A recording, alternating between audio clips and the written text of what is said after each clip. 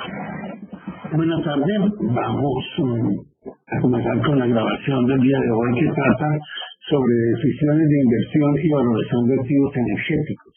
Y en general podríamos hablar de activos hídricos también, porque está muy relacionado con el manejo del recurso hídrico para hacer la valoración, y en general también es una metodología para cualquier tipo de activo.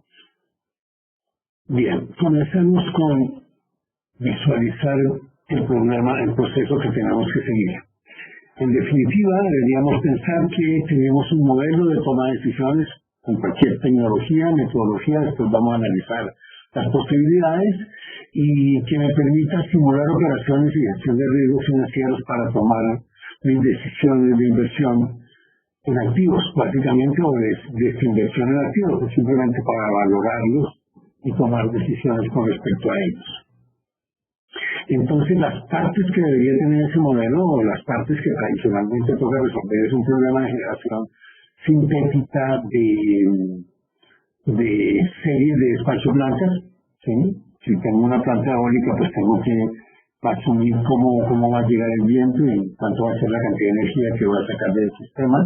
Y pues de aleatorio, pues debo tener escenarios para todo tipo de recursos, pues va a tocar tener la parte aleatoria y al final conseguir convertirlo en despacho plantas, que es nuestra productividad, en el caso del sector hidroeléctrico.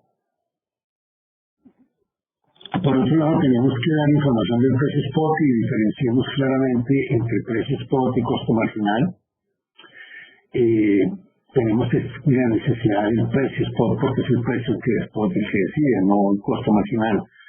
Y tenemos que tener resultados relacionados para presentarle a la Junta, al dueño de la inversión, pues los estados financieros previstos, que es lo que se espera, un análisis de estados financieros y un análisis de riesgo financiero, en términos de cuánto es el riesgo que se tiene para diversos valores de activos, fundamentalmente cómo es esa parte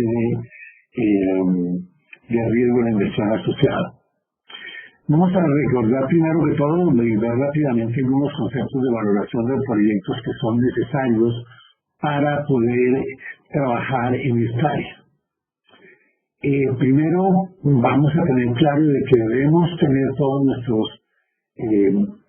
los precios de todas las variables económicas, las variables de precio involucradas en el modelo, pues pueden estar en términos constantes o en términos corrientes. Moneda corriente es la que va corriendo todo el día, todos los días, no tiene fecha, son dólares, pesos, sobre lo que sea, simplemente sin fecha, pero la moneda constante es la fecha, es la moneda medida ya a un momento de referencia, y entonces ya tiene fecha y tenemos tantas monedas como días tiene nuestro periodo de planificación, y vamos a escoger una normalmente, digamos, el 1 de enero del año en curso, el primer día de la valoración que se va a correr el modelo, pero tengo que definir una moneda constante fundamentalmente.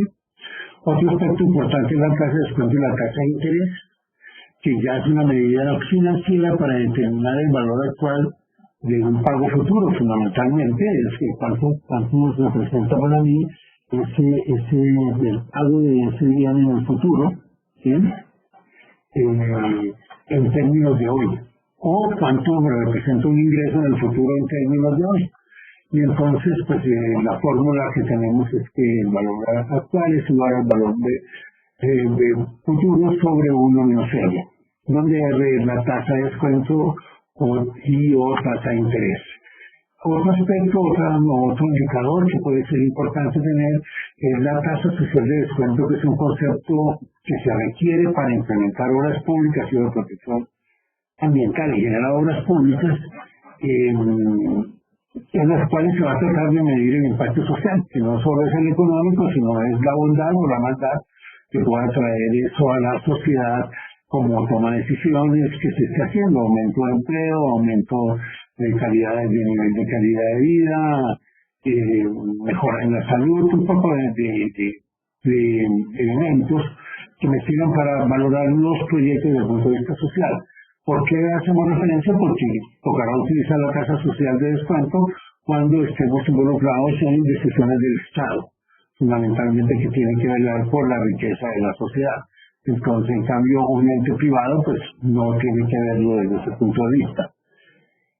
La otra parte es el flujo de caja y su relación con el valor que tiene ese flujo de caja. Entonces, hablamos del flujo de caja descontado, o el flujo fundamentalmente, o el flujo de fondos descontados, que primero se tienen en moneda constante. Eso es muy importante, que necesitamos la entrada en moneda constante, y él nos vamos a descontar a una tasa de descuento que refleja el valor del capital aportado. Entonces, básicamente, pues de esta forma nosotros vamos a tener cuánto va a ser mi valor presente neto a esa tasa de descuento para ese flujo de fondos que yo tenga. La otra parte del valor presente neto, pues ya lo anticipaba, pues simplemente es cuánto es el valor de un flujo de caja, ¿sí? Cuánto es el valor de un flujo de caja cuando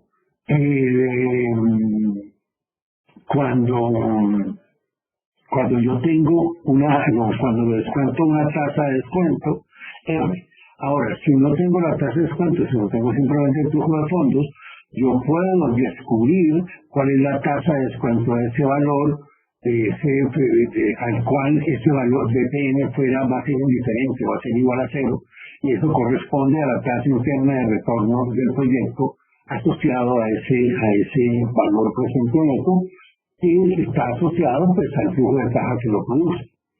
Y entonces pues la tasa interna de retorno va a ser una medida de la rentabilidad que va a producir ese proyecto. Por otro lado, entonces ya tenemos acá la tasa interna de retorno, ¿sí? Es una medida de los rendimientos futuros esperados de dicha inversión, fundamentalmente, y determina si la TIR, la tasa interna de retorno. Entonces nosotros vamos a comparar contra el coste de oportunidad de inversión, y el mínimo costo de oportunidad de inversión, pues que uno puede pensar en lo que le pagaría el banco a uno a cero riesgo por mi dinero. O sea, cuando me dicen, mire, estamos quitando también el riesgo de eso. Entonces,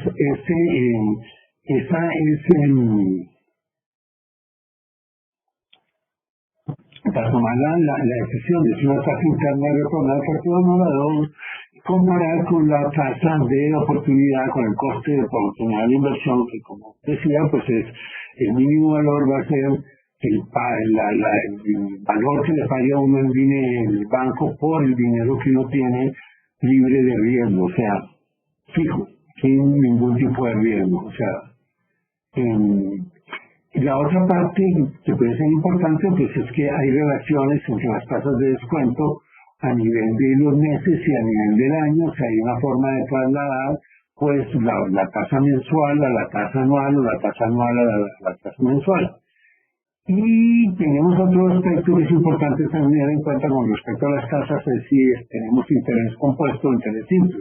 El interés compuesto es simplemente cuando yo pago intereses sobre los intereses. El interés simple es cuando solo pago intereses sobre el capital y no pago intereses sobre los intereses. Entramos ya en una primera parte un poco más compleja, que es definir la función de utilidad. Lo anterior que hemos visto es teoría básica, que son indicadores, fórmulas matemáticas que se cumplen, algoritmos que se deben implementar para descubrir la TIR y cosas del estilo, pero ya ahora entramos a una parte que es más del decisor, que es la función de utilidad. Y la función de utilidad depende del decisor. Acordémonos que hemos visto en varias ocasiones que la función objetivo que uno le pone a un modelo de optimización es un criterio. Es un criterio, no es algo absoluto, y que podríamos tener problemas multicriterios cuando tenemos más de una visión del problema, y es más complicado pues cuando esas dos visiones van en contraposición, como es el caso, por ejemplo, del servicio al cliente y del costo. Para mejorar el servicio al cliente hay que aumentar los costos, y para disminuir los costos pues a lo mejor toca disminuir el servicio al cliente, y alguien quiere maximizar el servicio al cliente y el otro lo quiere minimizar. Dos vicepresidentes uno de marketing y ventas y el otro de financiero. Entonces, la obsesión de utilidad normalmente tiene dos partes: de la medida de rendimiento sencilla y la valoración del riesgo. O sea, ¿por qué? Porque el riesgo es algo que tenemos, que está metido permanentemente en nuestra toma de decisiones. Aquí tenemos algunos indicadores, como el NPV, el valor del BPN, el valor presente neto, el valor económico agregado, el EBITDA, el ROC. ¿Sí? Ahorita lo miraremos, o hay acá algunas definiciones básicas, pero hay muchos más. O sea, los indicadores financieros son realmente, pueden haber otros. La tasa interna de retorno puede ser un indicador que es el que yo quiera seleccionar para tomar mi medida. La relación beneficio-costo, o sea, cuánto me sale el megavatio instalado o el megavatio servido, sí, cuánto tiempo va a recuperar la plata. ¿Sí? Esto puede ser otro. Y en general, pues digamos que hay muchas alternativas.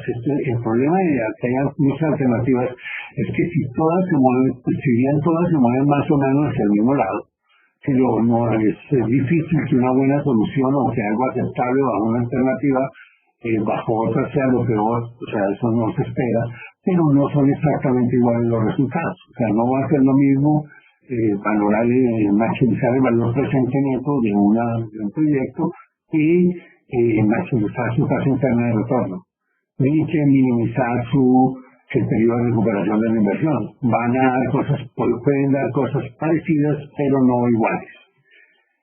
Aquí hay algunas de las definiciones de algunos de esos indicadores, como el EBITDA. Quizás el EBITDA, pues es básicamente es el indicador que hoy en día todo el mundo comienza por mirar, ¿sí? Y tiene en cuenta, pues,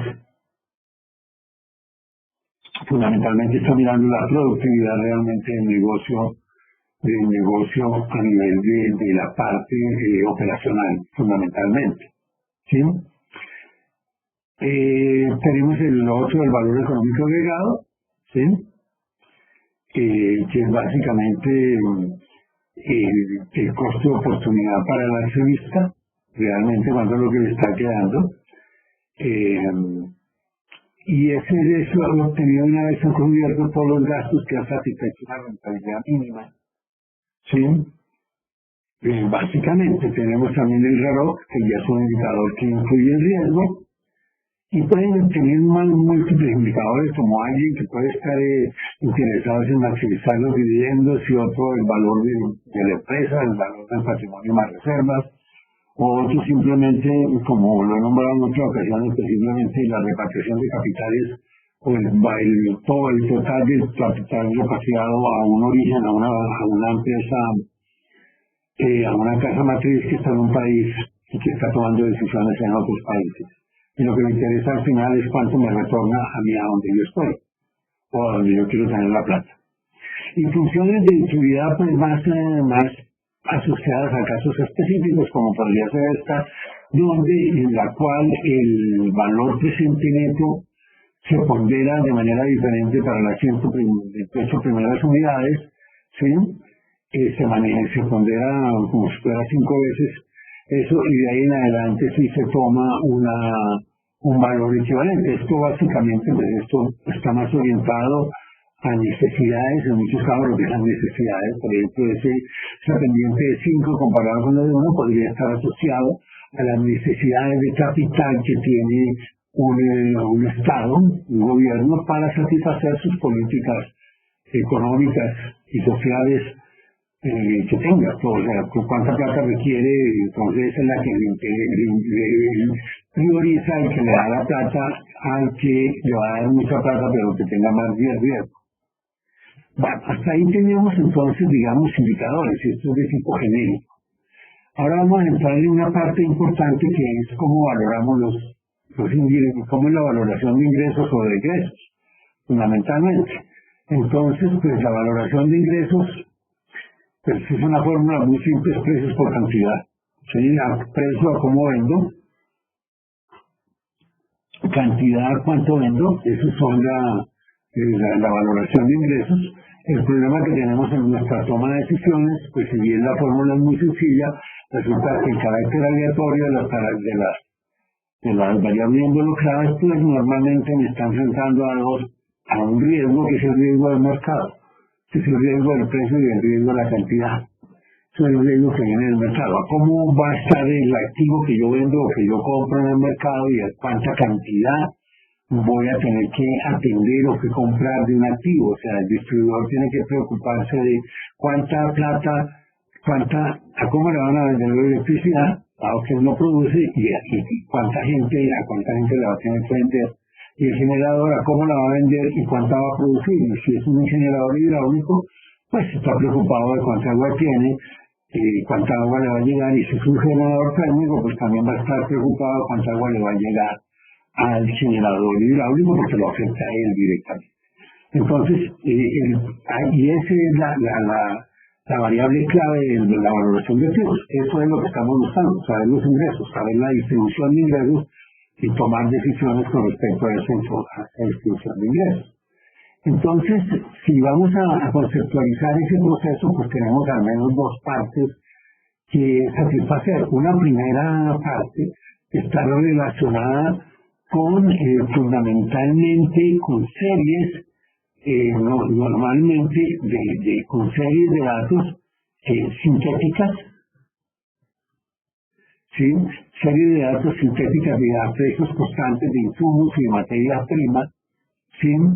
Y también por ejemplo, puede ser la demanda, otra que en serie, y tengo que escoger una tasa de descuento. Normalmente se escogen lo que yo he visto tradicionalmente es que se escoge una tasa positiva, más cuando se hace con modelos, se utiliza con lo que utiliza todo el mundo, y entonces, pues, eso lo tenemos que analizar.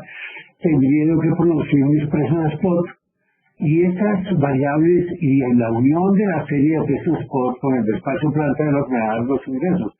Puesto que aquí viene el precio y aquí viene la cantidad, y con eso es que yo voy a hacer cuentas para tomar mis decisiones. Hay una parte fundamental de entender antes de entrar en todo esto, y es de dónde voy a sacar esto. O sea, cómo lo voy a sacar y qué implica conseguir esa información. O sea, digamos, en nuestro enfoque formal con modelos matemáticos, con modelos técnico-económicos, tipo el SDP, tipo el EIG, electricidad en gas, pues lo que se está buscando es sacar los precios a partir de lo que creemos que va a ocurrir en el mercado de electricidad. Entonces tenemos un modelo matemático de despacho. Pero otra persona puede utilizar otro método y hacerlo, y entonces pues, es diferente. Cada cual común decide que él va a hacer la valoración de estas subcantidades, ¿cierto? Del despacho, que es la cantidad, y del precio, que es el precio spot. Entonces, lo primero que tenemos que tener en cuenta es que casi modelos buenos, malos, agregados o no, van a generar más o menos lo mismo. El total de la generación es más o menos igual. ¿Por qué? Porque es que es una variable que yo le pongo que la satisface y le pongo un infinito si no la satisface, y por lo tanto él se va a esforzar en generar y eliminar los déficits. Eso va a ser lo primero que tengo que tener en cuenta. Entonces, no hay diferencias normalmente en los modelos matemáticos en las cantidades generadas. Donde vienen a ocurrir ya las diferencias en las variables duales, en el costo marginal, y nos interesa básicamente el costo marginal como una idea del precio para aquellos mercados que son despachados por modelos matemáticos. Como ya lo hemos visto y como se han repartido algunos, sugerido leer algunos artículos, y la pregunta siempre va a ser para el técnico y para el hidráulico, ¿qué le pasa? ¿Eso es una cuota o no es una cuota? ¿Eso qué es lo que yo estoy obteniendo? No tengo que preocuparme, correr un modelo no es resolver el problema, es tener información para resolver el problema. Si yo tengo un modelo agregado versus un modelo detallado, pues puedo estar seguro que el modelo agregado va a tener costos marginales más bajos que el costo del modelo agregado.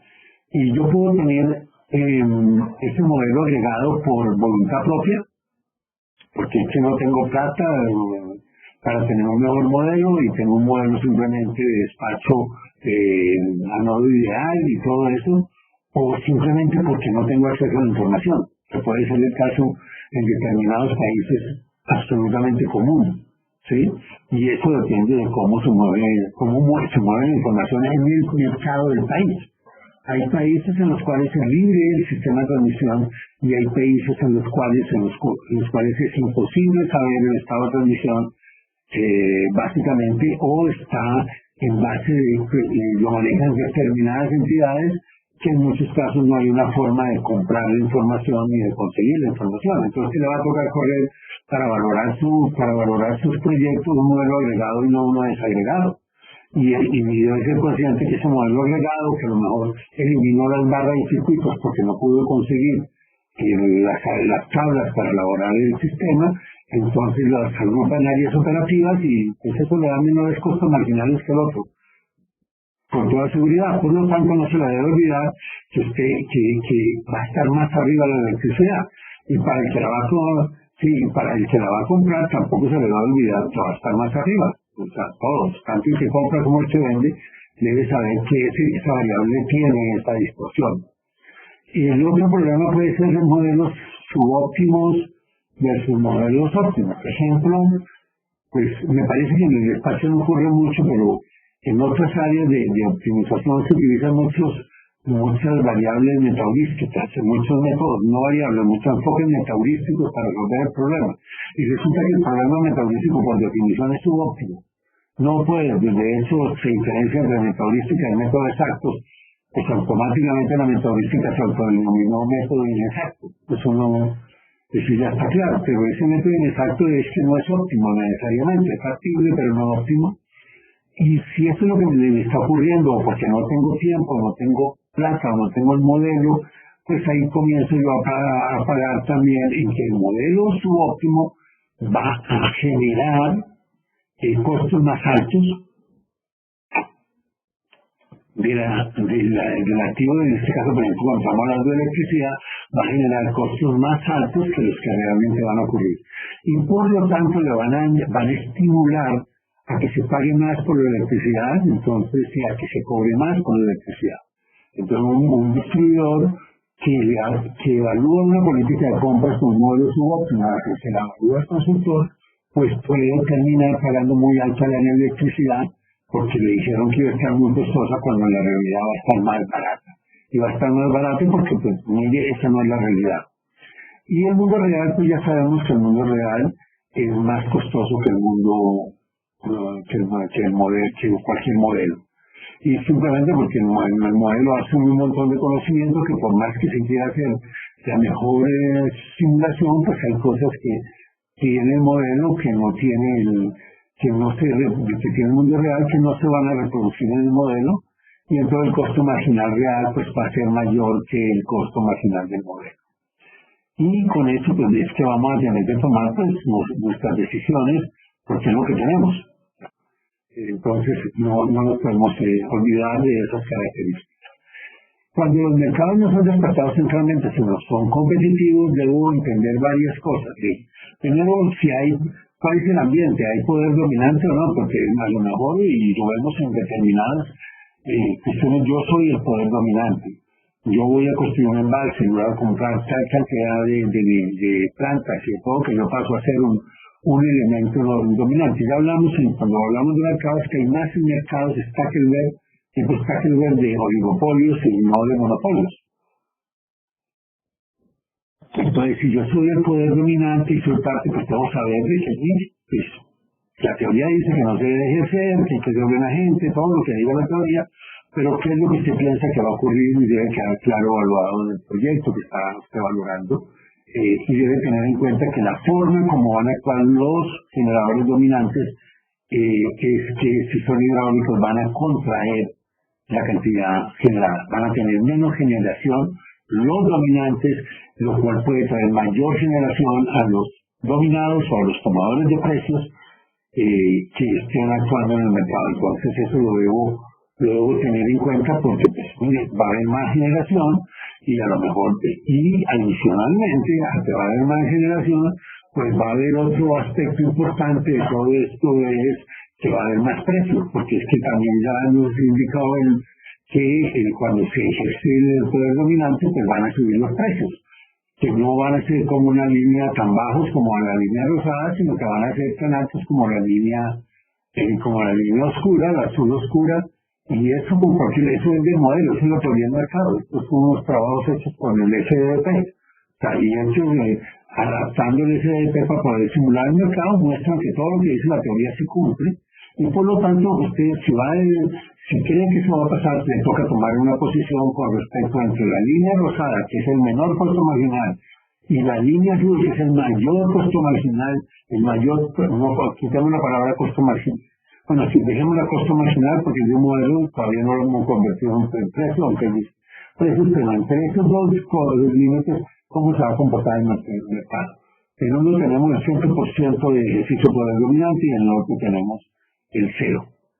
Entonces, hay que decidirlo, algo hay que decidirlo. Y el precio spot, entonces, lo mejor, lo que yo debo ser consciente, es que me va a tocar hacer alguna relación. En algunas, en este caso, que son nuestro caso colombiano, pues el mercado es despachado, el mercado es despachado por los agentes. Por lo tanto, no tiene que ver con los modelos, con los costos marginales, que no tienen mucho que ver. Entonces, pues, mire, lo mejor es que no utilice el modelo a no ser que usted lo haya verificado y que su modelo sí es capaz de reproducir a serie de precios. Y si está utilizando un modelo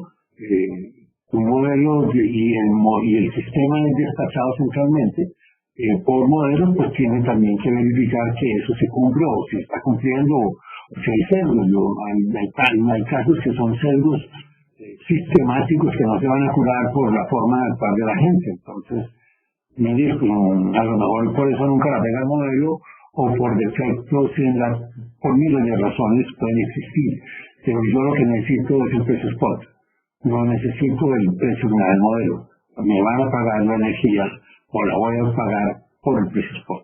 Y por lo tanto, eso es parte de la eficacia, en mi opinión, central. Este es el estudio antes que cuál es el modelo, es al final usted cómo va a convertir eso realmente en precio. Eso nos ha llevado, que esto lo explicaremos en otra charla, pero a que los modelos que hemos utilizado para el caso colombiano, pues tenemos un modelo que está metido dentro del modelo de despacho que se encarga de hacer forecast del precio spot, y es un modelo complicado, es un modelo bayesiano de múltiples regímenes, de múltiples estados, para poder tratar de hacer una buena simulación de precios, porque pues, ya vimos que con esto no podemos hacer buena simulación simplemente con los costos marginales. Hasta ahí teníamos entonces una primera parte importante de esto que hemos venido viendo de los precios. Ahora hablamos también de la tasa interna de retorno y de lo que pasa con las tasas de descuento. Entonces, vamos a mirar un poco y aprender porque esto a veces no se mira y puede llevar casi en algunos casos a errores que son ingenuos. Entonces, sabemos que todo nuestro proceso pues arranca con una tasa de descuento.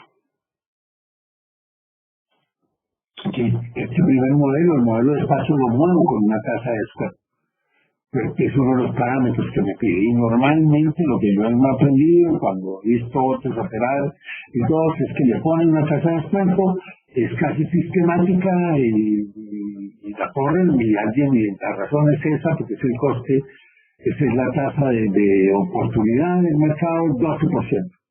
¿Sí? Eso yo aprendí a correr modelos que inicialmente teníamos que correr el 12% y luego pues nos hicimos la pregunta ¿por qué el 12%?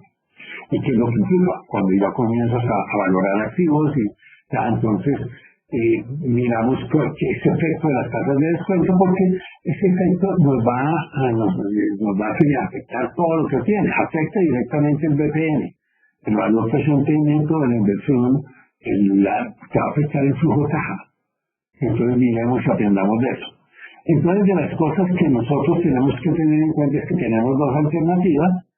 tenemos una alternativa que es tomar como tasa de descuento igual a cero, que es decir, no hay coste de capital, ahorita vamos a ver lo que implica, y otra es tomar una mayor igual que cero, que también debemos averiguar qué es lo que implica, cuáles son qué es lo que está unido a esas decisiones. Si yo aumento tasa de descuento igual a cero, pues lo que voy a tener aquí son moneda constante, no descontada. Algo que debemos hacer énfasis es toda la valoración se debe hacer en pesos constantes. Eso correr modelos de este tipo con precios corrientes no tiene sentido, tendrá sentido con un horizonte de planificación de una semana. Pero no tiene sentido hacerlos con precios en moneda corriente, son monedas constantes. Por lo tanto, cuando en adelante pues, nos olvidamos de ese término y simplemente es moneda constante. Y lo que sí me hace diferencia es lo que me vota. Las variables duales, que son los costos marginales, que es donde están los costos marginales, pues van a salir, cuando van a tasa de descuento cero, pues salen a tasa de descuento cero, salen no descontados y están en moneda constante. Pero cuando son corridos con tasa mayor que cero, pues salen en moneda constante descontada. Eso no se me puede olvidar, que salen a moneda constante descontada.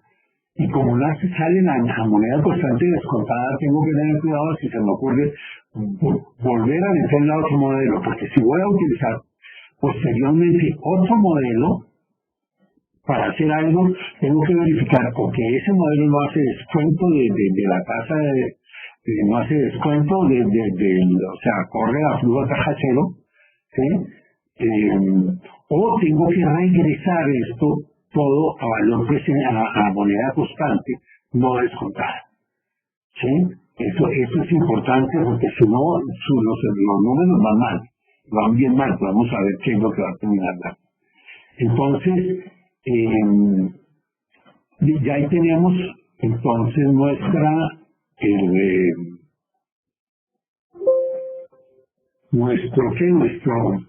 primera aproximación al proceso. Segundo, entonces, ¿qué es lo que vamos a tener? Debemos tener en cuenta, ¿sí? Debemos tener en cuenta que si se entra moneda constante descontada a un modelo financiero, normalmente es un error grave porque estoy haciendo un doble descuento del dinero. Por lo tanto, eso no puede ser. O sea, el modelo financiero lo normal es que le entra moneda constante no descontada. ¿Sí? O sea, flujo en términos constantes. Y después el modelo se encarga de calcular la tasa interna de retorno y el valor presente neto que lo necesita. Y eso es importante. Por lo tanto, lo correcto, esto es un error que yo lo considero gravísimo.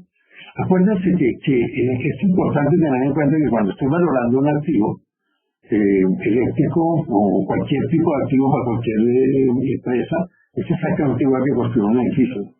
Si hago mal los cálculos, el edificio se cae yo para la cárcel. Si estoy valorando un activo y hago mal los cálculos, el amigo que me contrató puede que se quiebra, pero el salmón que va para la cárcel es él, porque esa parte no hay una gran presión, pero los números que estoy haciendo están poniendo en juego el dinero de quien esté creyendo en mí para que yo haga esa valoración. Entonces debemos ponerlo en moneda constante y todo lo vamos a tener entonces en moneda constante. Yo le puedo a esto, que lo tengo en moneda constante, le puedo sacar la tasa interna de retorno para ver si es conveniente o no, y le puedo valorar su valor presente neto para ver si cuánto es lo que yo me voy a ganar a tasa de retorno. Sí, a tasa de retorno normalmente cero, porque es mi opinión. Yo todo lo trabajo en moneda constante.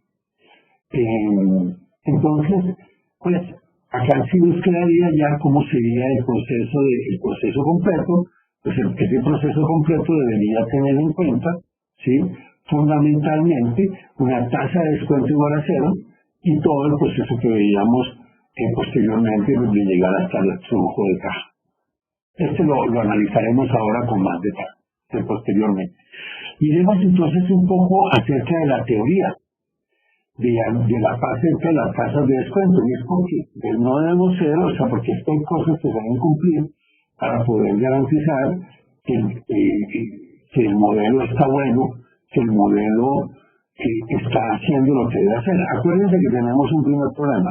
Probar que el modelo está bueno porque genera la misma cantidad de energía que yo le digo, eso no es síntoma de que esté bueno, eso es síntoma de que sí, cuadra la energía.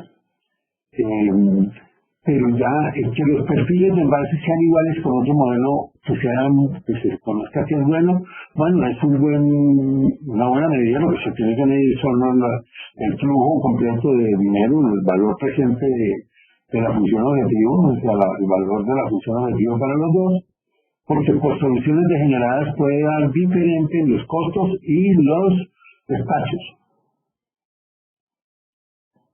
Sí, por cuestiones diferentes van a dar diferentes los costos y los despachos. Entonces eso no me apoya.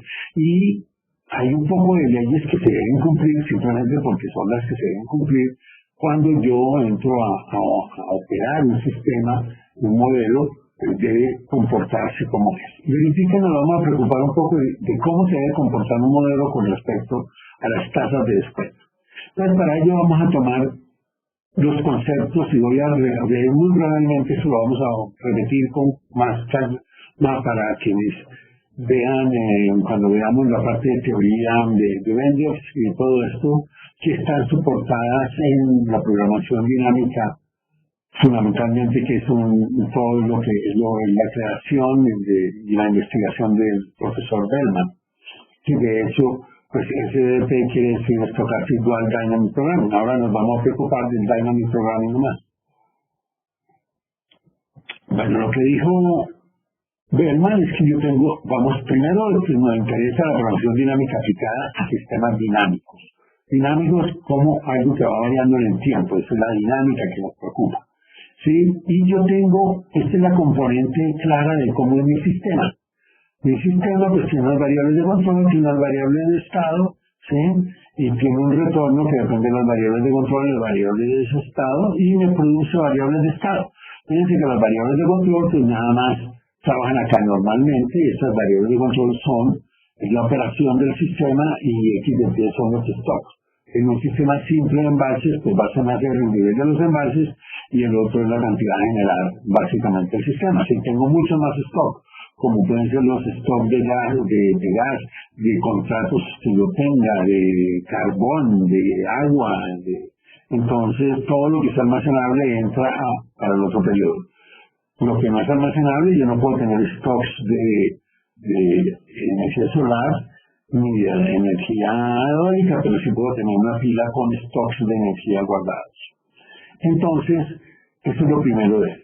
Entonces él divide y dice, ok, mi problema lo voy a dividir en qué etapas. Aquí estamos diciendo que esto es una suma de 1 hasta t, entonces mi modelo va a tener qué etapas, estas son las etapas, desde la 1 hasta la t, y él me va a decir, como les digo, esto no es, pueden leer el artículo y luego también miraremos otros artículos para el que quiera profundizar sobre todo esto. Pero básicamente lo que me está diciendo es, mire, yo puedo dividir esta función de costo futuro que va de t igual de 1 hasta t mayúscula en el costo futuro de la primera etapa más en el costo presente de la primera etapa más los costos futuros a partir de la primera etapa. Y los costos futuros a partir de la primera etapa van a ser igual al costo presente de la segunda etapa más los costos futuros a partir de la segunda etapa. Y así puedo decir como los costos futuros de la segunda etapa van a ser igual a los costos presentes de la tercera etapa a los costos futuros de la tercera etapa y así llegar hasta la última etapa. Entonces, simplemente estoy tomando la primera etapa y estoy diciendo, ok, yo acá tengo el sistema, la primera etapa, tengo acá los costos, estamos ignorando por ahora el costo del control para hacerlo más fácil y simplemente pues agrupo todo esto en 3 etapas. y encuentro yo que el retorno a eso es alfa 1, que es una función de costo futuro. Si yo conozco esta C1 de T, si yo conozco el costo presente y conozco la función de costo futuro, pues yo puedo resolviendo solo este problema, resuelvo todo el problema, porque esto me representa la función de costo futuro, que es la forma óptima de ir desde la etapa 2 hasta la última etapa. Y así sucesivamente, pues entonces tengo la segunda etapa, que ya me habla desde la etapa 3 hasta la etapa T, y me habla de la función de costo futuro de la segunda etapa, y podría seguir sumando hasta llegar a la última etapa. Cuando llego a la última etapa, lo que tiene el último problema, ¿sí?, es que este problema acá no tiene costo futuro, y por lo tanto acá termina el proceso. Lo que dice Bellman y lo que ve Bellman es, bueno, si yo acá ya no tengo costo futuro, yo resuelvo esto, si lo parametrizo o lo meto en unas tablas, ahora lo puedo utilizar cuando yo vaya a resolver el problema en T-1, y si tengo en T-1, pues lo puedo utilizar cuando vaya a T-2, y de la misma manera voy a llegar así hasta la segunda etapa y hasta la primera etapa, y cuando llegue a la primera etapa voy a haber resuelto. Estos son los principios de la programación dinámica de Bellman, que no los vamos a profundizar más acá. Pero quien quiera, hay el material y pide material y verificamos que tenga el apropiado. Ahora, ¿para qué sirve Bellman aparte de eso? Bellman, lo que tiene Bellman es un modelo de programación matemática común y corriente. En mi opinión, ese no es el valor mayor hoy en día de lo que hizo Bellman. Bellman tiene el mayor valor en que su metodología sirvió para resolver durante mucho tiempo problemas cuando la potencia de cómputo no era tan fuerte como ahora, y lo que tiene Bellman es que sí tiene la teoría, es más valiosa que su implementación, tiene una gran riqueza para analizar problemas dinámicos. Y vamos a ver cómo, con base en la teoría de Bellman, se genera lo que se llama la programación dinámica dual, ¿sí?, la Stochastic Dual Dynamic Programming, se genera lo que se llaman nested vendors, se genera lo que es la Generalized Dual Dynamic Programming. Todos vienen ¿de dónde? De la unión de Bellman con vendors. Nos da una gran cantidad de variaciones que permiten hacer cosas realmente interesantes en la parte moderna. Entonces vale la pena conocerlo un poco, pero no es lo fundamental. Ahora, como lo que queremos es estudiar las tasas de descuento, pues vamos a decir que Rho es la tasa de descuento, ¿sí? Esa es la tasa de descuento. Y ahora, entonces, si esta es la fórmula que aplica para esa tasa de descuento, ¿cierto? Entonces, y ahora vamos a definir que θ es el factor de descuento, ¿sí? Entonces, θ es el factor de descuento. Y ese factor de descuento, ¿sí?, el factor de descuento, básicamente, es el que vamos a utilizar en toda la formalización. ¿Sí? El factor de descuento que trata de representar esta expresión porque es más fácil para no estarla copiando en todos lados. Y también porque normalmente se llama factor de descuento.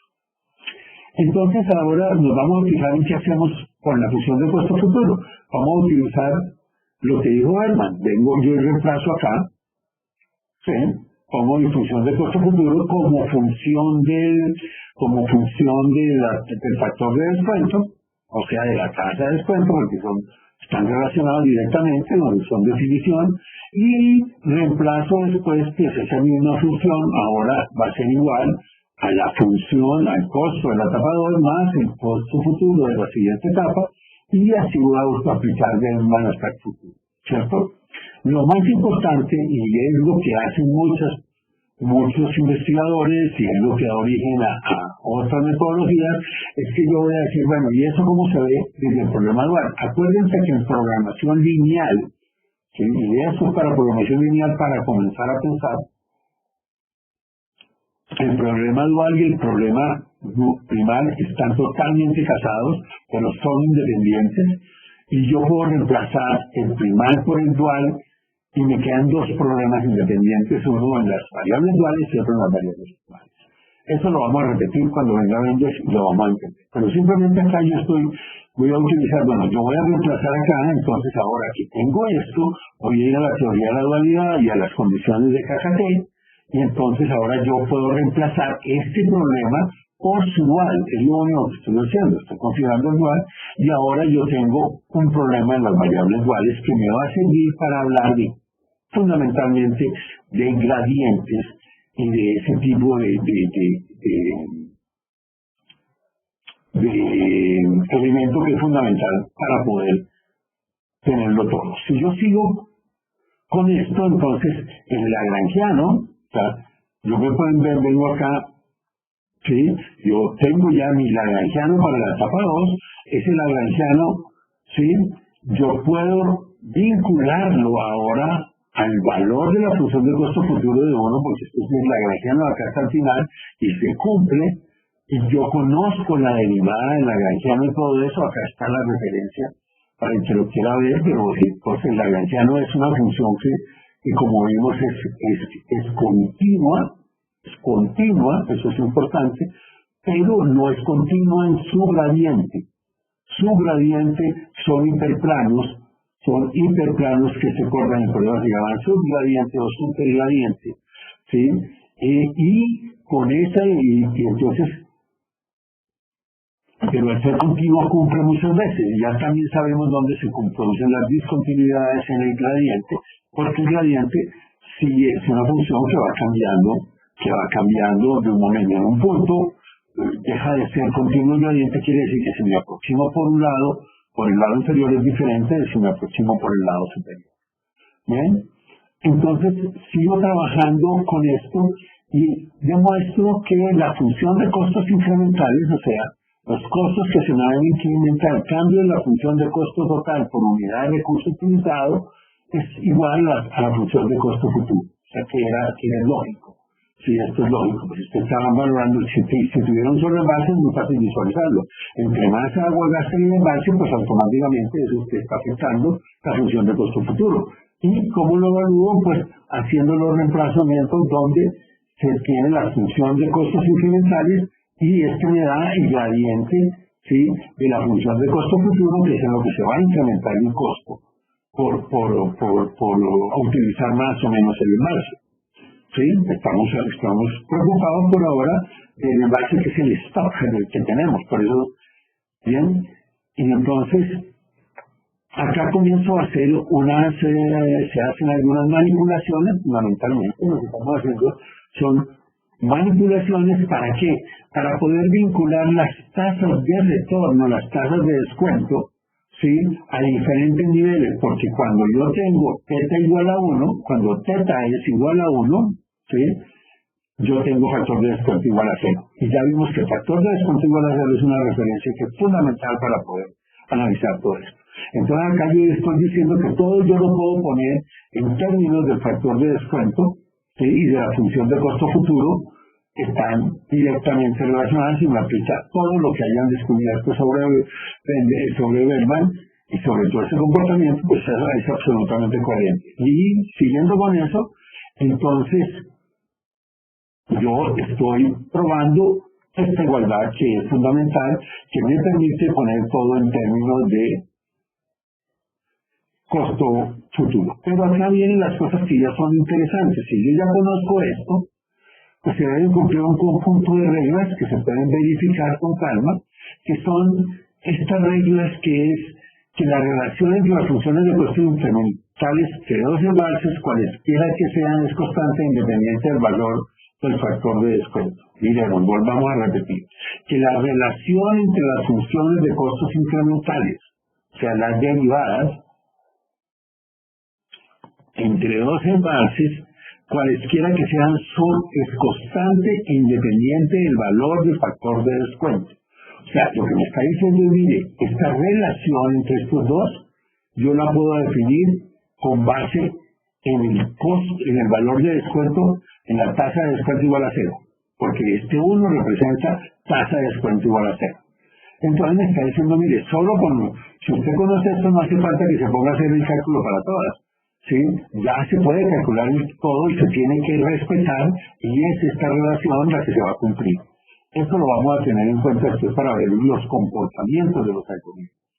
Y entonces, en definitiva, lo que he probado es que la relación, ¿sí?, entre embalses está muy unida y se mueven los dos al tiempo. O sea, se van a mover los dos al tiempo para poder manejar la relación en la optimalidad. No es que se mueve uno y el otro no se mueve. Eso es lo primero. En un sistema de múltiples embalses, no se puede mover un embalse y los otros quedarse quietos. ¿Bien? Eso no puede ocurrir.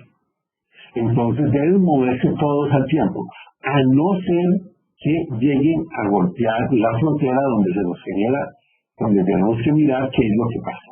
¿Sí? Por lo tanto, de acá podríamos concluir algo que a mí me parece que de eso lo estuvimos trabajando hace mucho, mucho tiempo.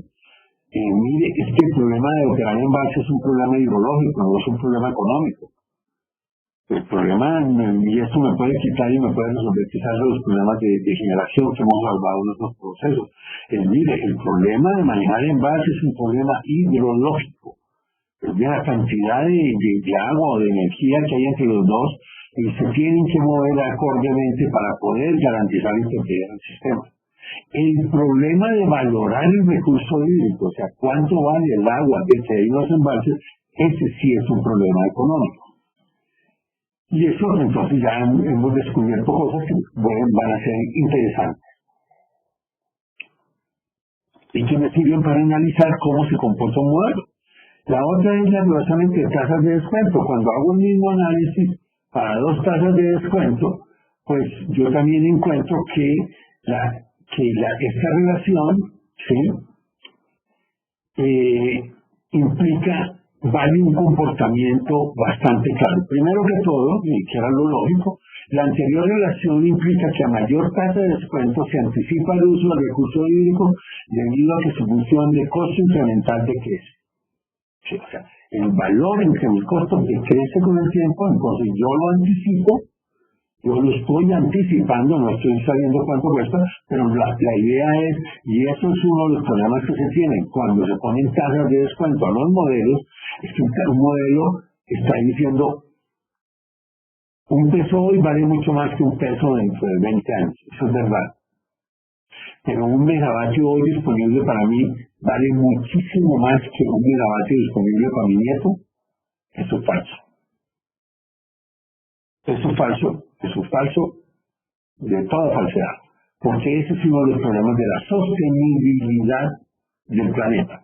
Es que los recursos de hoy son los mismos recursos que se van a utilizar en el futuro y no deben haber y deberían ser balanceados con respecto a lo que se va a consumir en el futuro.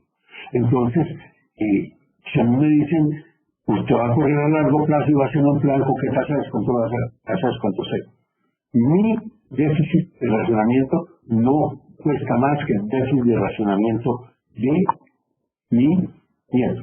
Puede costar más por la inminencia del racionamiento, pero no por razones económicas. Eso es algo diferente, pero por razones económicas no. Todavía tengo esa primera relación que me está diciendo que un modelo con alta tasa de descuento va a tender a vaciar los embalses y a mantenerlos bajos, ¿sí? Y entonces, si yo hago el análisis de todo esto, voy a poder concluir lo siguiente, que lo anterior implica que los costos de los embalses bajo los factores de descuento, ¿sí?, Z1, Z2, cumplen con la siguiente condición. Acá la vemos la condición, acá está en términos de factores de descuento, aquí la vemos.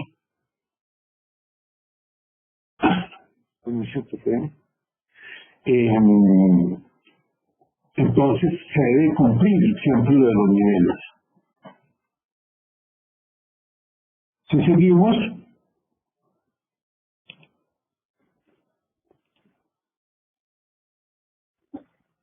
esa relación se muestra acá al final de todo cuando yo pongo que la función de costo futuro, si venimos acá en esta, si venimos y miramos esta relación, me está diciendo, mire, el costo futuro de la tasa de descuento igual a cero, la tasa de descuento igual a cero, porque cuando acá se uno es porque la tasa de descuento es cero, siempre va a ser mayor que el de la tasa de descuento diferente de cero. Siempre va a ser mayor esa función de costo futuro, ¿sí? Lo anterior, y eso es lo que en definitiva, cuando me dice Emilia, pues la función de costo futuro siempre va a ser mayor cuando yo tengo tasa de descuento positiva, pues yo me gasto el agua rápido, entonces no hay más que hacer, ¿sí? Entonces la tasa de descuento de esta relación es la tendencia a utilizar el agua o los recursos más rápidamente. Si eso es universal para cualquier modelo que le metan tasa de descuento, ¿sí? Eso es lo que va a tratar de hacer. Y esa relación es más que lineal. Y lo anterior, de ahí es donde yo voy a concluir también que para que eso se cumpla, si miramos el modelo, entonces cuando el factor de descuento es mayor, el de descuento del embalse 2, el factor de descuento 2 es mayor que el factor de descuento 1, ¿sí? Entonces, que eso es equivalente a que la tasa de descuento 1 es mayor que la tasa de descuento 2, han invertido los símbolos, ¿sí? Esto implica que las curvas óptimas del nivel de los embalses para los dos tasas de descuento siempre son paralelas y nunca se cortan. Eso es muy importante, nunca se cortan. Y que la igualdad sean los hombres que se activan restricción de capacidad de sus componentes o del sistema. Eso es algo que se está probando ahí. Y se está probando exactamente que a menor tasa de descuento, mayor nivel del embalse, porque el agua en el futuro vale más. Y es lógico, si el agua en el futuro vale más, entonces yo voy a tratar de conservarla, que si vale menos, y como la tasa de descuento de cero es la que me da el mayor valor del agua en el tiempo, entonces, por lo tanto, el nivel del embalse para cero va a ser siempre positivo, va a ser mayor para la tasa de descuento cero que para la tasa de descuento cero. Entonces, en esto, pues, lo que vamos a tener son otras leyes que se van a sacar de acá, como por ejemplo que los embalses tienden a no regularse y tienden a no regularse cuando yo utilizo tasas de descuento muy altas, ¿sí? Y que están ignorando realmente, en mi opinión, las tasas de descuento positivas, pues no están mirando para una gestión de un recurso que tiene que durar toda la vida y que tiene que mirar hacia largo plazo, pues principalmente para los que no son renovables, el agua todavía es renovable, pero del resto de recursos hay que pensar cómo se gasta. Para probar todo esto, en todo este estudio, pues como saben, de un grupo de estudios que se hizo para un generador, para probar un poco de cosas y conocer bien el comportamiento de ciertas cosas, entonces hicimos el análisis de dos modelos, el modelo de XXX, que no voy a identificar, en el cual, pues para la tasa del 12%, ¿sí? Y el 0% para este nivel de Betania, la tasa está por arriba, la del 12% y la otra está en cero. Cuando se corría ese modelo y se le cambiaban las dos tasas, que fueron corridas de verificación. Eso no puede ser, eso no puede ocurrir, o sea, ese modelo está mal. ¿Bien? Acá vemos que se repite nuevamente que eso no puede ocurrir y se vuelve a repetir. Aquí vemos el MPODE, que es el mismo SDP, y vemos que es coherente, que puede tener algunas pequeñas incoherencias, y esas incoherencias pueden ser problemas numéricos fundamentalmente, pero el resto del comportamiento es un problema, es un modelo que en 2 años se está comportando correctamente. Aquí vemos para otro embalse, sí, para el mismo embalse, para otro embalse, vemos nuevamente un comportamiento extraño, ¿sí? Y acá vemos un comportamiento correcto. Aquí vemos nuevamente un comportamiento correcto. Aquí vemos nuevamente un comportamiento que no puede ser. Aquí vemos un comportamiento correcto con una pequeña inestabilidad, se puede dar. Aquí vemos un comportamiento correcto y aquí pues sí hay se ve un comportamiento que habría que explicarlo y estudiarlo más para un envase que es muy pequeño, que es el modelo, el envase de Tania, pues que fácilmente se puede llenar y vaciar en un mes. Entonces ahí activa muchísimo el efecto sierra que hemos visto. ¿Por qué se mostró esto? ¿Sí?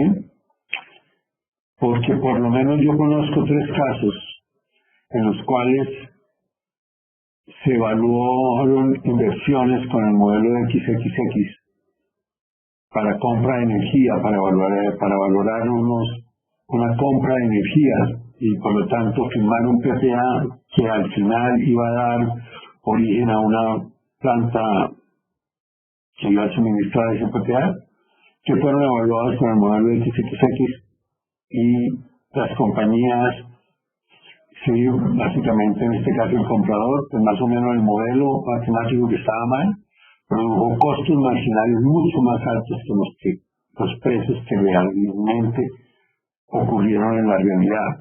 Y al final ese agente le tocó comprar, porque tenía que honrar los PPAs, a unos valores en los cuales la energía estaba significativamente más alta que lo que estaba ocurriendo en el mercado. O sea que el problema de los modelos matemáticos, ¿por qué lo traje acá y por qué lo veo con tanto detalle? Porque es que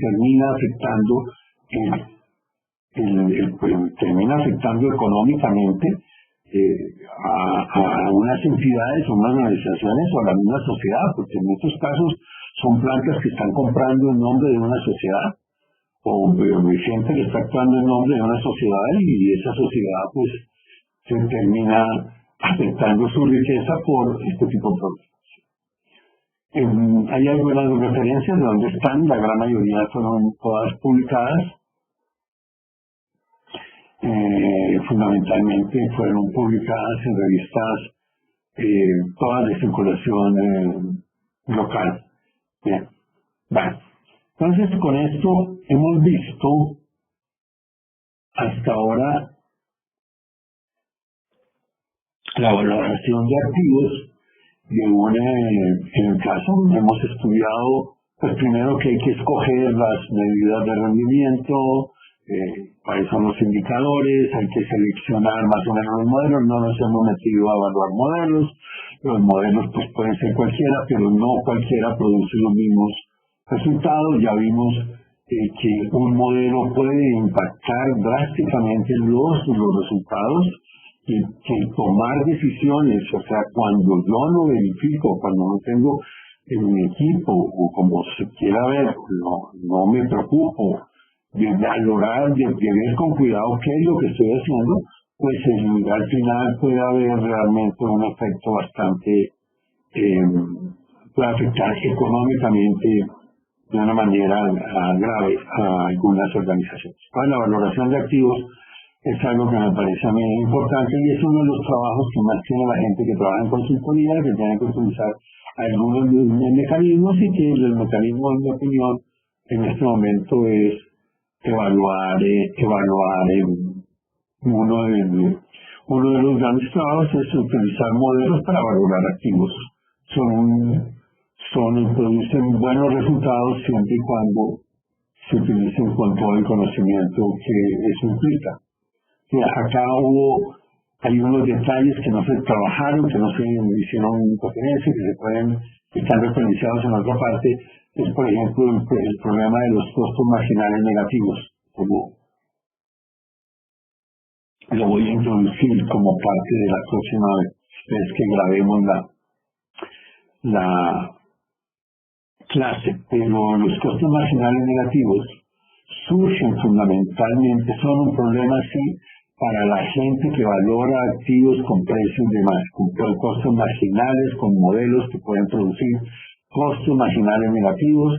Y el costo marginal negativo, una de las razones para tener costos marginales negativos, está directamente relacionada con las penalizaciones que tiene el modelo matemático, para evitar problemas de desbordamiento, de botar, de botar agua. Hay muchos modelos que en su corrida le pueden botar el agua. Entonces eso va a ser, pues ya vimos que una de las formas que puede tener un generador hidráulico para hacer un poder en un mercado es botar agua. Y eso es cómo, pues ya es otro problema cómo se la arregla, pero esa es una que puede haber. Y las penalizaciones por caudales mínimos y las penalizaciones por violación de curvas de prevención o curvas mínimo operativos o curvas de alerta, como la llamen. Todos esos elementos producen costos marginales negativos. Pueden producir costos marginales negativos. Y es un problema bastante serio para uno como consultor ir a decirle al cliente que la tarifa de energía va a ser negativa. ¿Y cómo la voy a corregir? La voy a corregir sumando el valor. Si me dio el mayor valor de costo marginal negativo de los 50, se le subo los 50, pero es que ese valor está directamente relacionado con la penalización y habría podido ser menos 500 si la penalización hubiera sido 10 veces más grande. Entonces, el problema mayor que se tiene y que hay que tener muy claro es que el efecto de las penalizaciones en la función objetivo afectan directamente a los costos marginales, y el problema después de valoración de proyectos que tienen costos marginales que dan negativos para ciertas corridas es cómo voy a corregir, qué tipo de solución hay. Yo no sé, yo no realmente, pues lo que me parece es tengo que garantizar que el modelo que utilice me dé siempre costos marginales positivos, porque pues tengo que, porque si no tengo un problema con los precios, o si no tengo que sacar una nueva teoría, y es una nueva teoría, cómo corregir esos costos marginales. Ese punto debería estar introducido y no lo tuve en cuenta, fue un olvido, pero ya lo hemos hablado. Ok, ahora. Entonces ahora voy a mostrar un caso real de hace unos 4 años que valoramos para una empresa XXX. Una empresa acá en Colombia que tenía 8 proyectos grandes de generación, ¿sí? Que movía el 15%, fue vendida. Y nosotros hicimos la debida diligencia due diligence para un generador interesado en conocer si valía la pena o no invertir y qué era lo que daba. Entonces, el proceso realmente, el objetivo fue determinar el valor de los activos. Entonces, primero que todo, miremos algo que hay que hacer, que es lo que manda la teoría, es que los negocios deben ser rentables porque son rentables, el negocio en sí, y no porque algo los vuelve rentables. Ejemplo, si a mí el banco me presta plata en unas condiciones muy buenas y yo tengo un proyecto de generación de electricidad que es muy malo, pero que si me voy y le pido al banco plata prestada se me vuelve bueno porque la plata que me la prestaron en muy buenas condiciones, pues lo que manda en mi opinión, lo que manda la lógica, la racionalidad es vaya al banco y le pide la plata prestada, pero no compre eso, métase en otro negocio. O sea, de mucho mejor negocio, métase en un negocio mejor que usted va a hacer y vaya y tome plata prestada.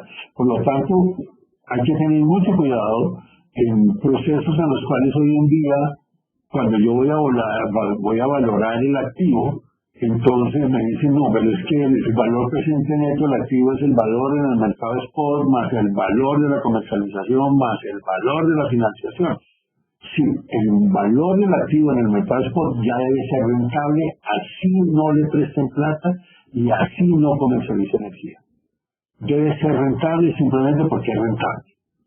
O sea, debe haber una independencia en cada uno de los negocios desde las fuentes que le puedan dar rentabilidad y debe ser rentable. O sea, yo, ejemplo, y eso es un caso que trabajamos para British Petroleum, sacando gas, pues mira, el negocio del gas no podía darle rentabilidad al negocio de generación. Si el negocio de generación era malo, pues es malo, y entonces si el negocio del gas, yo no lo voy a volver bueno siempre, pero entonces está pasando las pérdidas a otro lado. Ese no es el camino. Entonces, vamos a mirar cómo es el proceso, qué es lo que ya en la parte aplicada, que es lo que supone. Arrancamos con la figura de que tenemos que tener un modelo de toma de decisiones que me permita hacer la simulación de operaciones y la gestión de riesgos financieros para yo poder llegar al final a los estados financieros y al manejo de riesgo, que es lo que requiere el inversionista. Y durante mucho tiempo que he visto, y durante la mayoría del tiempo, pues el tipo de herramientas que se tiende a utilizar y que pueden ser válidas y pueden dar buenos resultados,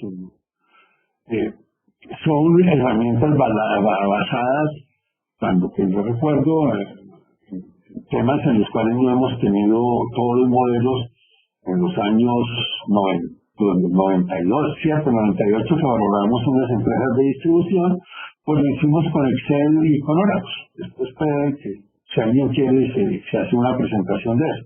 Y con Crystalball, que hoy es día de Oracle. Y simplemente, ¿qué es lo que hacemos? Pues la herramienta, ese era el modelo de toma de decisiones, y con ese modelo, pues como no teníamos otro modelo, así pongámoslo claramente, entonces se metieron los proyectos de comprar las acciones, comprar las empresas de distribución acá en Colombia, que eran en Costa Caribe, y ahorita se me olvida la otra,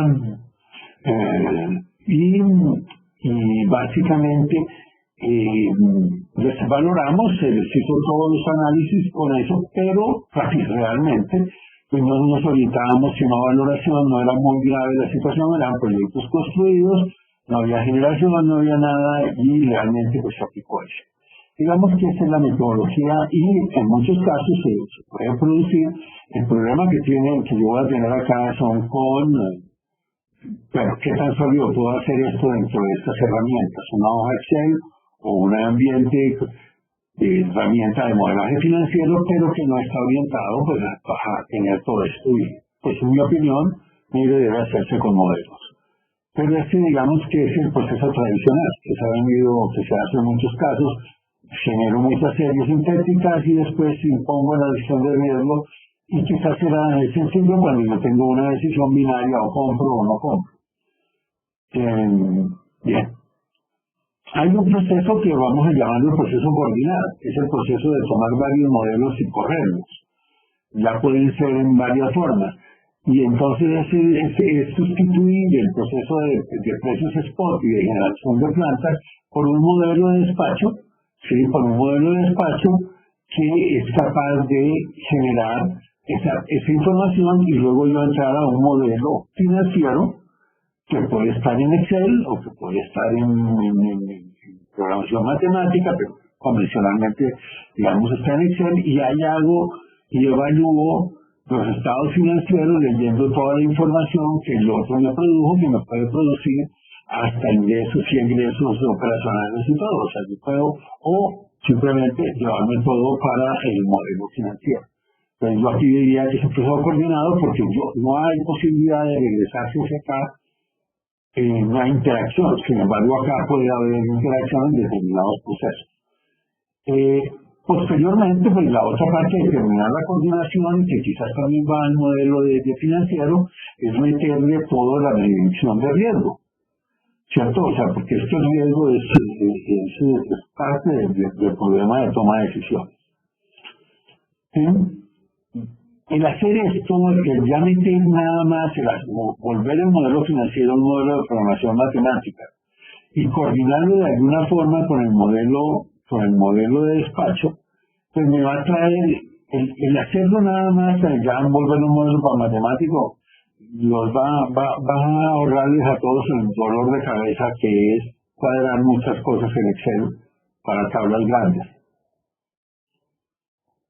Mi experiencia me dice que se produce más rápidamente un modelo que haga eso bien en programación matemática que antes que poder terminar con el modelo Excel y estar uno seguro de que hizo las cosas bien hechas. Por las miles de formas, pues Excel me parece una muy buena herramienta para lo que sirve, manejar tablas.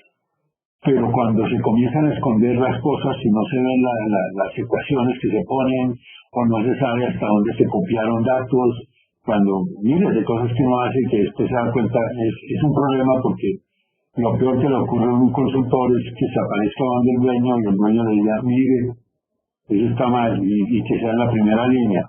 Con la tercera vez que le ocurra eso, con la segunda vez ya no hay forma de recuperar la credibilidad.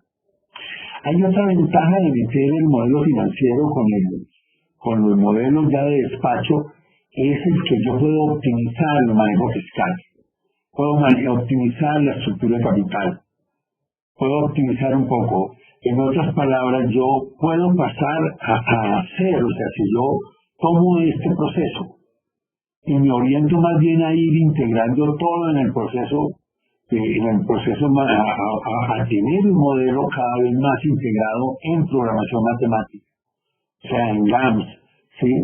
Pues estoy ganando porque aquí ya estoy al borde de dar el último paso, que es convertir todo esto en un solo modelo, ¿sí? Pero convertir todo en un solo modelo es el verdadero proceso que a mí me va a funcionar. O sea, convertir todo, o sea, llegar y unir todos los modelos acá, lo tenemos, entonces, pues yo lo puedo coordinar, pero lo mejor es integrarlo. Porque yo tengo siempre, en toda esta parte hay una parte que son los parámetros de inversión, ¿sí? Que yo no los estoy teniendo a partir de acá, pero que me pueden afectar desde acá. Ejemplo, supongamos que en esta central de 7 plantas hubiese habido la posibilidad de ofertas parciales. Entonces es todo un cambio de hacer el análisis de cuál es la decisión óptima, o de si yo tengo restricciones. Entonces, lo ideal ya es llegar y ser capaz de integrarlos, ¿sí? No, pues una salida es integrarlos y mantenerlos coordinados, pero yo cuando tengo acá esto, si lo he hecho con cuidado, si lo he hecho siguiendo lo que yo he llamado modelo, o sea, un proceso de modelamiento estructurado, un modelamiento matemático estructurado, pues va a ser muy fácil unirlos. Va a ser terriblemente, eso lo veremos en otras clases, pero ya va a ser muy fácil unirlos si yo lo he pensado que los puedo unir. Y entonces en el momento en que los uno cambia todo. ¿Por qué?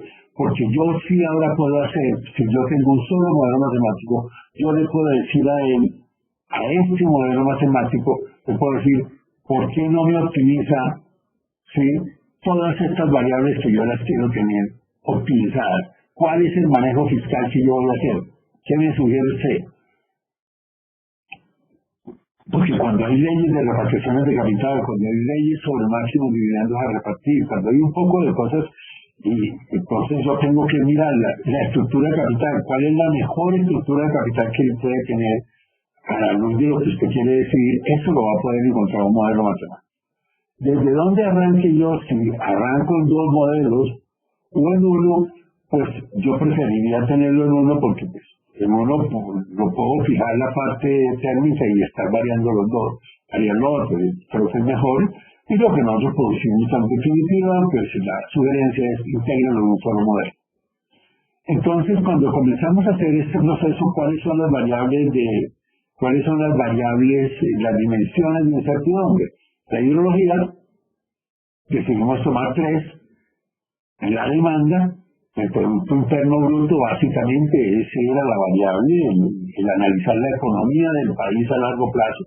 No tanto era la demanda, hicimos un modelo de demanda a partir del Producto Interno Bruto y estudiamos el Producto Interno Bruto y generamos 3 escenarios de demanda y el precio del petróleo, fundamentalmente. Y agarramos 3 por 3 por 3 y me dieron 27 escenarios. Y básicamente, ¿por qué pudimos hacer esto? Ese es otro problema, porque podemos seguirle metiendo variables de incertidumbre, dimensiones de incertidumbre de modelos si las consideráramos necesarias. Es más, es importante que las dimensiones de incertidumbre dependen del problema.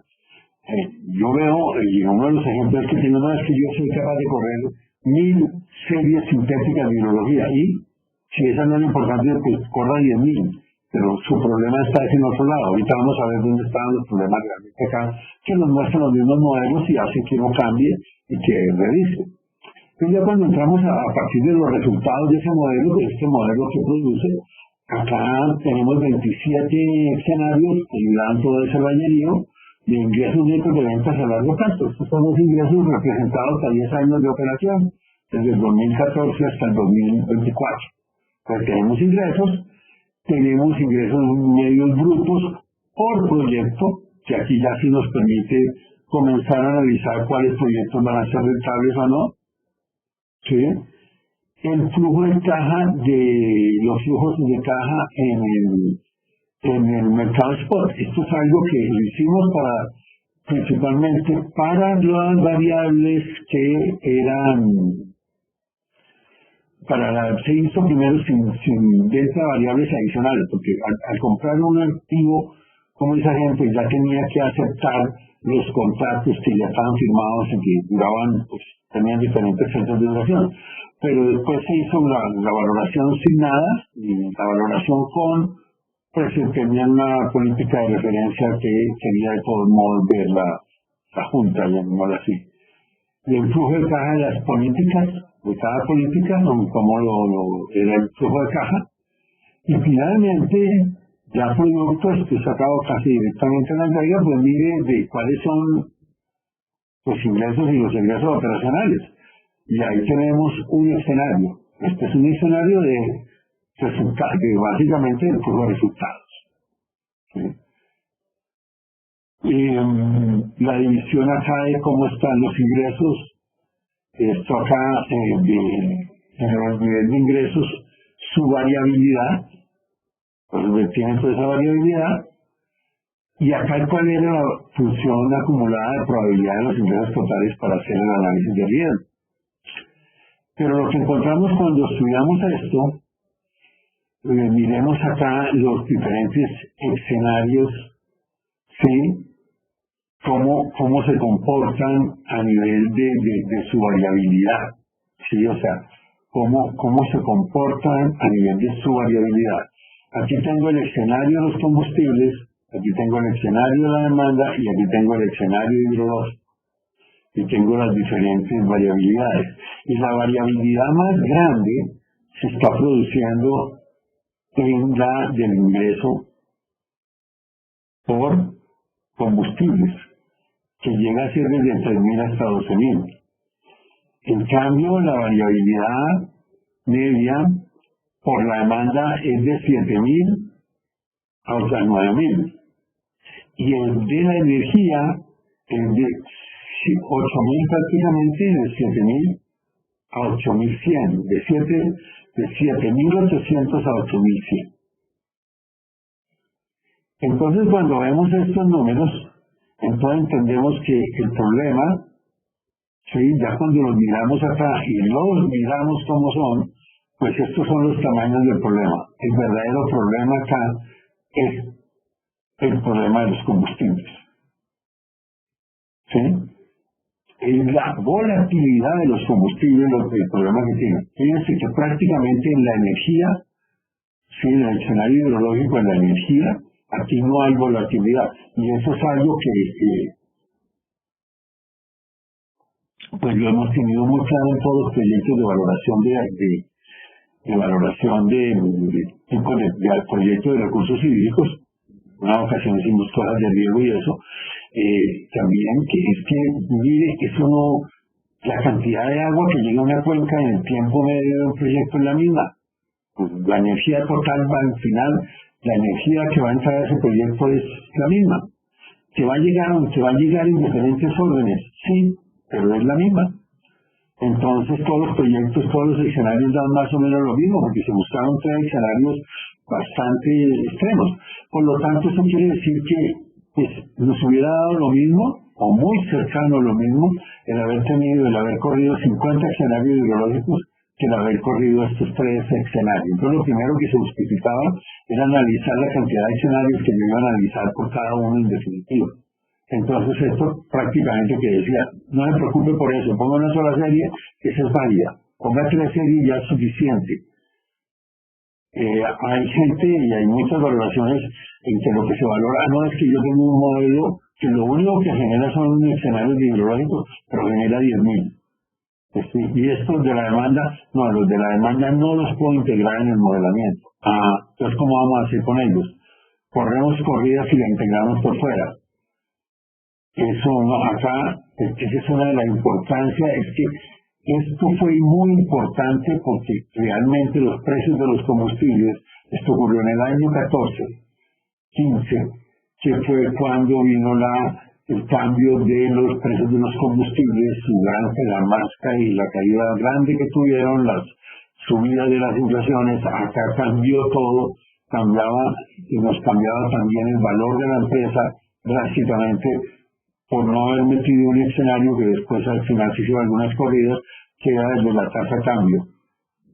No era lo mismo, el gobierno colombiano estaba vendiendo en pesos y la deuda tenía que pagar en pesos y el dólar cambió de 2.000 a 3.000. Ese era un riesgo que no se metió ahí de todo lo que iba a pasar. ¿Por qué? Porque el problema de momento eran los combustibles.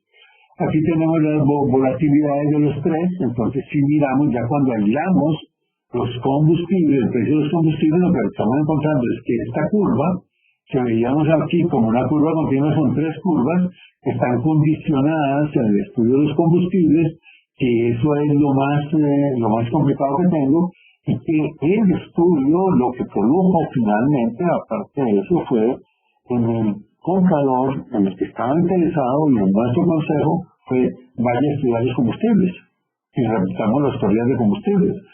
Nosotros no somos expertos en hacer escenarios de combustible, nosotros garantizamos nuestro escenario de demanda y garantizamos nuestro escenario de hidrología, pero es que los combustibles los sacamos y lo preguntamos, nos pusimos de acuerdo antes de correr y luego nos damos cuenta que ese era el verdadero valor del problema. Bien, con esto terminamos la grabación de hoy. ¿Sí? Espero quedamos entonces para mañana entregaremos otra versión del complemento de esta clase porque esto duró 1 hora y media.